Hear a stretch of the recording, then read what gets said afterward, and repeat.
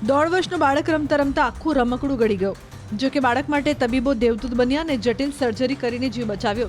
અમદાવાદની સિવિલ હોસ્પિટલમાં એક ચોંકાવનારો અને તબીબી જગત માટે પડકારરૂપ કેસ સામે આવ્યો. 1.5 વર્ષનો બાળક વંશ રમતા રમતા આખું હલ્ક નામનું પ્લાસ્ટિકનું રમકડું ગળી ગયો. 18 જાન્યુઆરીએ જ્યારે બાળકના ચહેરા પર અચાનક તકલીફના હાવભાવ દેખાયા અને તેને ઉલટી થઈ ત્યારે માતાને શંકા ગઈ. તપાસ કરતા માલુમ પડ્યું કે વંશના રમકડામાંથી એક રમકડું ગાયબ હતું.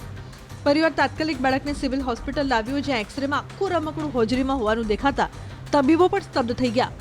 જો કે ખૂબ જ ધીરજપૂર્વક તબીબોએ સફળ સર્જરી કરી હતી. આ કપરી સર્જરી એ સમયે કરવામાં આવી જ્યારે પીડિયાટ્રિક સર્જરી વિભાગમાં આંતરરાષ્ટ્રીય બ્લેડર એક્સ્ટ્રોફી વર્કશોપ ચાલી રહ્યો હતો.